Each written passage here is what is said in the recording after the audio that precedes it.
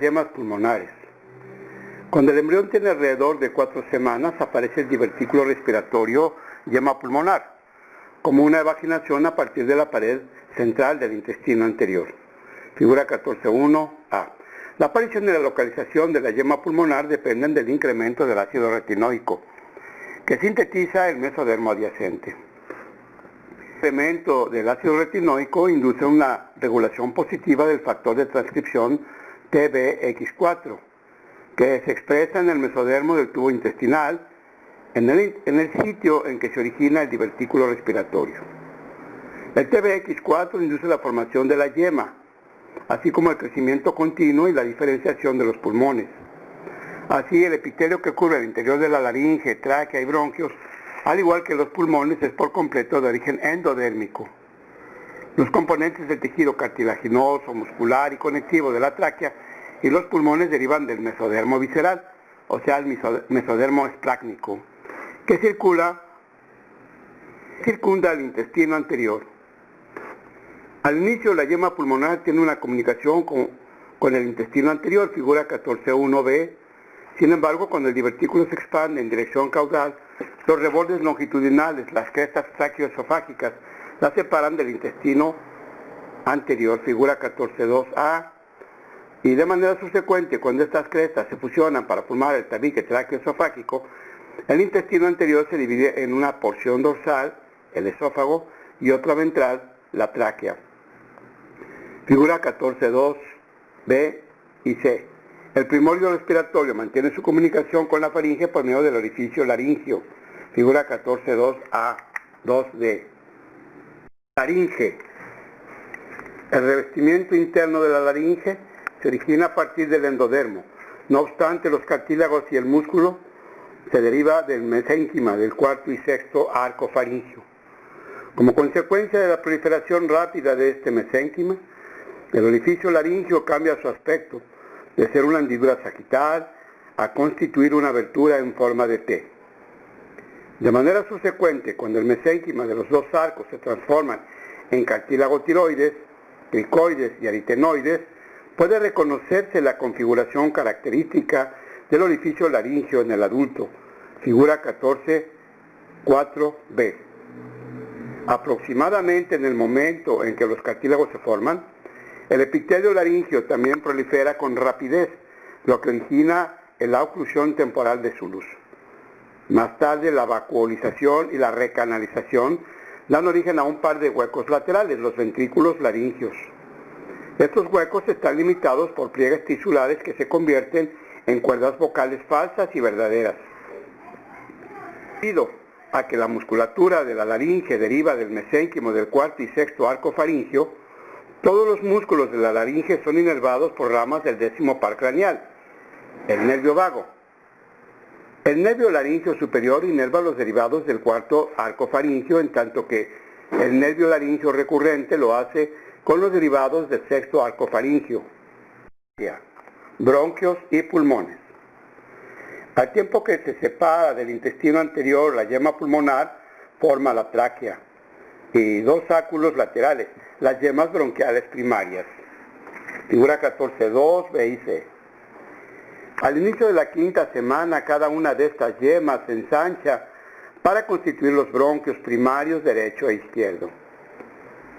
El derecho genera entonces 3 bronquios secundarios y el izquierdo solamente 2, lo que anuncia la formación de 3 lóbulos del pulmón del lado derecho y 2 en el lado izquierdo.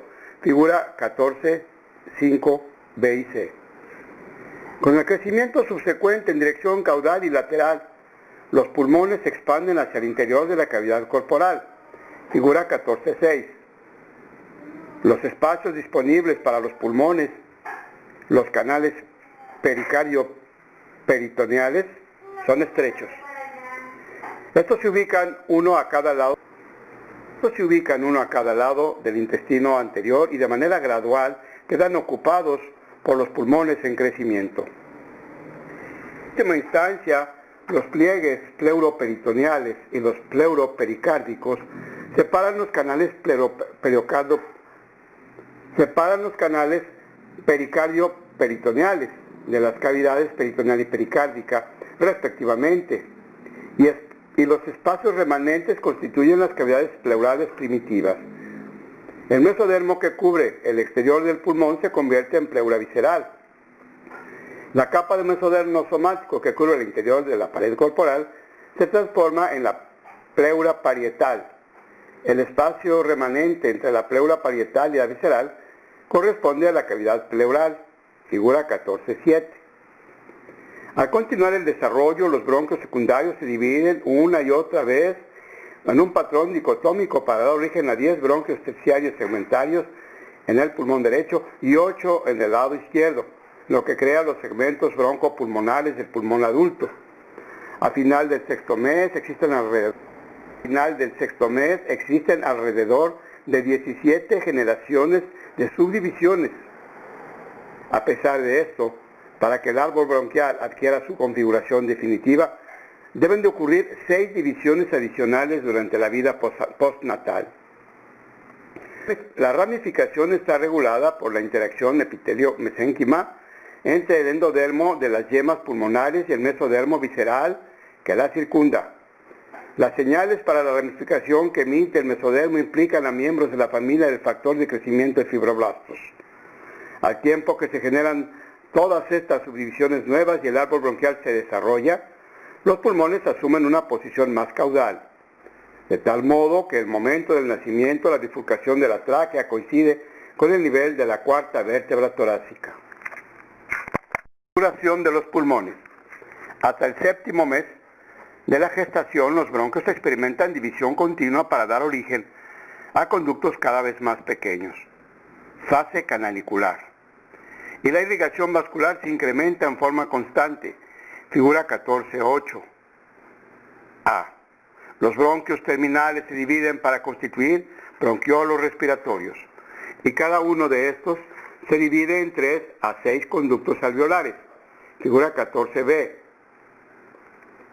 Figura 14.8b. Los conductos terminan en los sacos terminales, alveolos primitivos, que están rodeados por células alveolares planas en contacto estrecho con los capilares vecinos, figura 14.8b. Al final del séptimo mes, el número de sacos alveolares y capilares maduros es suficiente para garantizar un intercambio gaseoso adecuado, lo que permitiría la sobrevivencia del neonato prematuro. Figura 14.9, cuadro 1.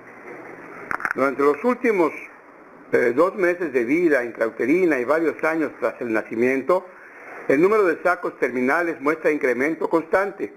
Por otra parte, las células que recubren los sacos, conocidas como células epiteliales alveolares, nemocitos tipo 1, se adelgazan cada vez más, de modo que los capilares circundantes protruyen hacia la luz de los sacos alveolares.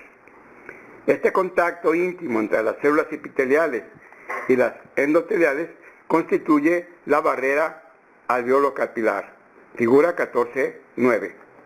No existen alveolos maduros antes del nacimiento.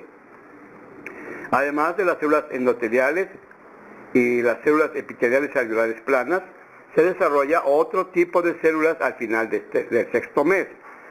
Estas son las células epiteliales alveolares, que son los nemocitos tipo 2, que sintetizan surfactante, un líquido con alto contenido de fosfolípidos capaz de disminuir la tensión superficial en la interfase alveolo-capilar.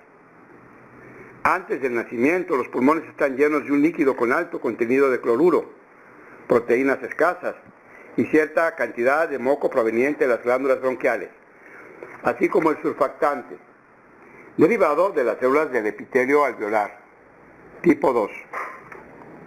La cantidad de surfactante en el fluido se incrementa, en particular durante las últimas 2 semanas previas al nacimiento, al tiempo que las concentraciones de surfactante aumentan durante la semana 34 de la gestación. Cierta cantidad de este fosfolípido llega al líquido amniótico y actúa sobre los macrófagos de la cavidad amniótica. La evidencia sugiere que una vez activados estos macrófagos, migran por el corion hacia el útero, donde comienzan a sintetizar proteínas del sistema inmunitario, entre ellas interleucina 1 beta, 2-1 alfa beta.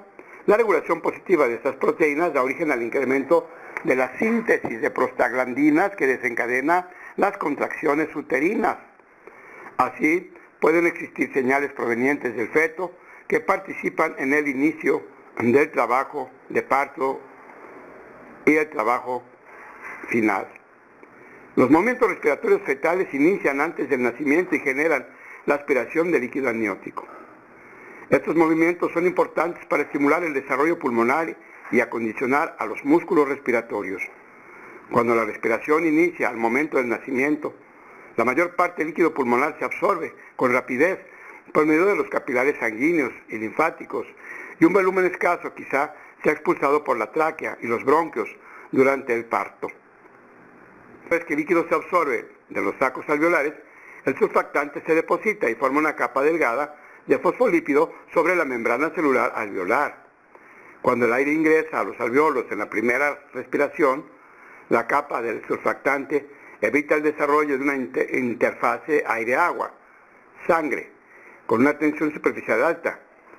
Sin la capa del surfactante, los alveolos colapsarían durante la aspiración. A esto se le llama atelectasia. Los movimientos respiratorios tras el nacimiento conducen el aire hacia los alveolos, que se expanden y llenan la cavidad pleural. Si bien el tamaño de los alveolos se incrementa en cierto grado, el crecimiento de los pulmones tras el nacimiento depende ante todo del aumento del número de bronquiolos respiratorios y alveolos. Se calcula que en una sexta parte del número de alveolos del adulto ya existe al nacer. El resto de los alveolos se forman durante los primeros 10 años de vida postnatal mediante la generación continua de alveolos primarios nuevos.